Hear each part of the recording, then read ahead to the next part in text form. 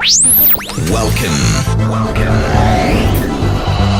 to Ari Garber's People and Personality Show on MeetAdvisors.com. Ari and his guest will be bringing you education and insanity shortly.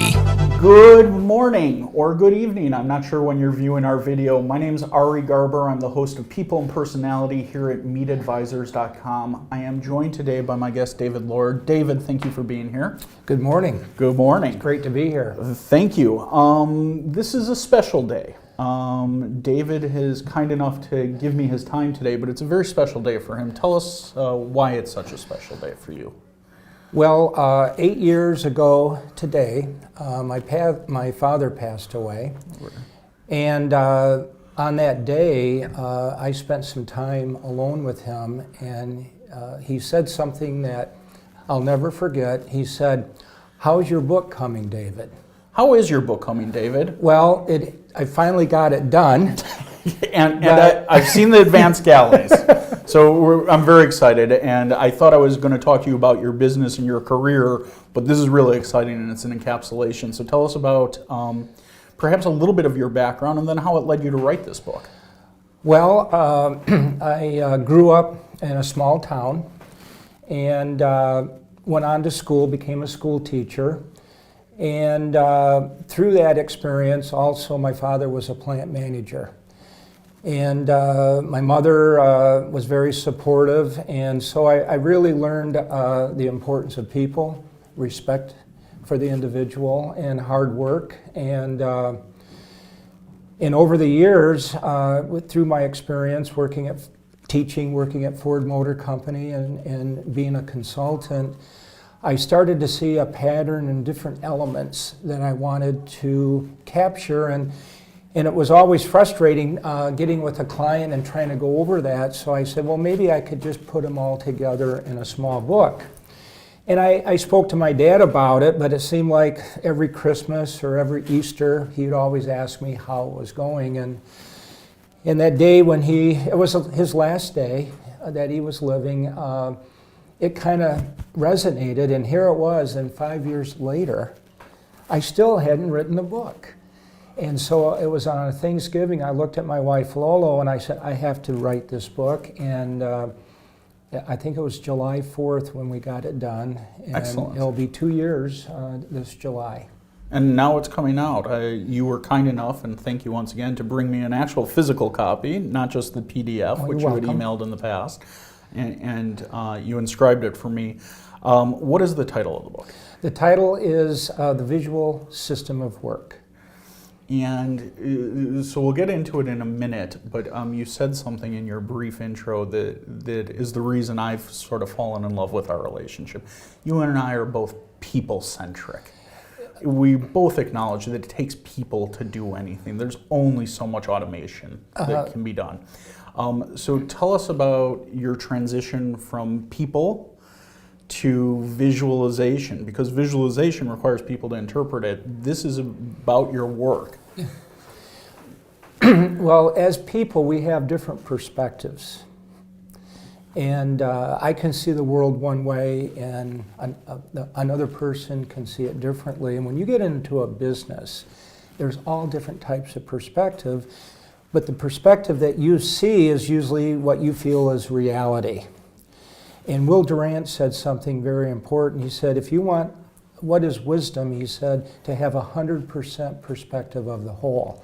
Well, how can anyone have complete perspective of the whole? But if you get your employees together and really listen to them, you can begin to get that collaboration. And one way to really accelerate that is to visualize your work. So before we went on camera today, David, you told me a fantastic story about one of your clients who does visualization in an incredibly transparent method or manner, which you almost never see. Can you tell us more about that? Because I loved it. Well, it really happened when I was becoming a certified coach for the great game of business. Okay. And it was on one of my trips to Springfield, Missouri. And I don't know if your reader or the listeners here have read the book, but it's called The Great Game of Business by Jack Stack. And we got in a bus and went to one of his plants. And we got into the big cafeteria, and here's like 125 employees.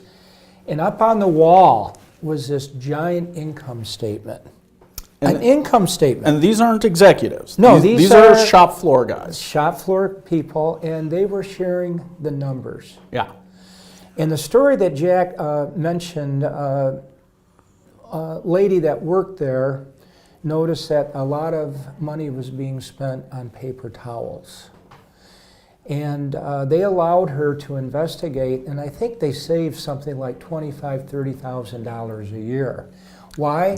That's real money. They shared information with people. People wanted to help the business, and they do share their rewards. If you make more, then they're willing to share that with their employees. So you and I share a similar philosophy. I don't want to put words in your mouth here, but we believe, again, perception. Neither of us has 100% perception of each other.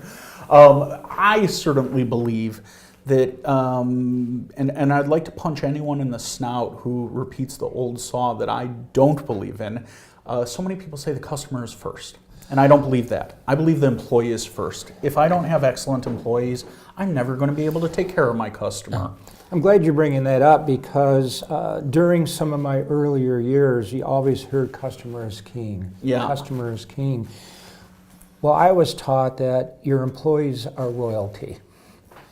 I mean, the only way your customers are going to be satisfied and taken care of is through your employees.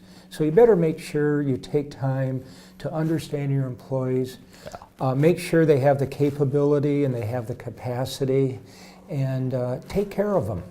And communicate to them.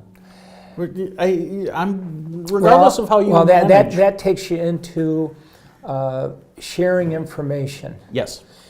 It's important. I remember one time I came home, it was on a Friday night. My daughter was probably in 8th grade, and she was bawling, crying. And for some reason, she wasn't in the communication loop to go to the show. Oh. So all the kids her friends had went to the movie, and she was left at home. And what I really realized, the feeling of being left out is one of the worst feelings a human being. If you're at work and you don't know what's going on, you feel left out. It takes us back to grammar school. I'm glad you used your daughter as the example. If you're the last kid picked on the team or nobody picks you for kickball at recess, yes, social ostracism, bullying continues through life. If it's damaging to our children, how much more damaging is it to our business and our employees who are now doing crazy things? And the games that go on. Here's another thing. Now, my daughter, I'll talk about her again. It was on a Friday night. Now she's in high school. Do we need a video release for her? I think she will recall I mentioned these stories to her, but it was a Friday night. And I looked at my wife. I said, it was so nice that you said that Mariah could go ahead if it was okay with me. And she says, that's strange. That's what she said to me. And we realized at that moment she was playing. Well, that happens in the business. All the time. A department manager will go to the president or whatever. And if you don't have things visual, if you're not communicating information, you can almost begin to manage your business on hearsay. And that's dangerous.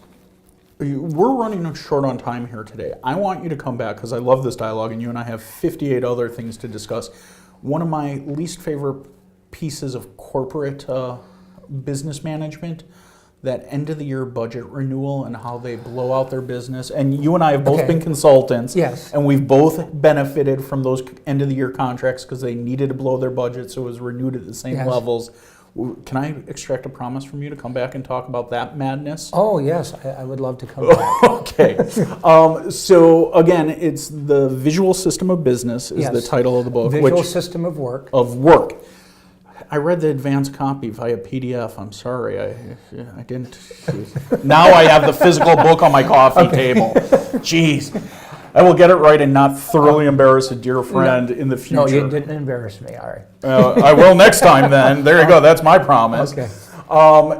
I have a traditional last question, and I'm popping this one on you. I didn't brief you on Okay. this. So this is my tradition on my show because, well, I never really set out to be a media personality. I take the responsibility of it fairly seriously when possible. I have a platform, and I have watchers and subscribers that number in the thousands.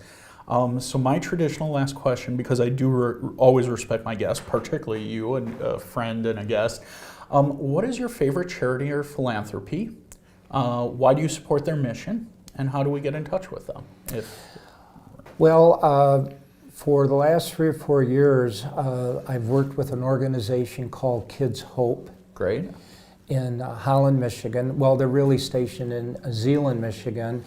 And basically, they create an environment where a church congregation works in concert with an elementary school.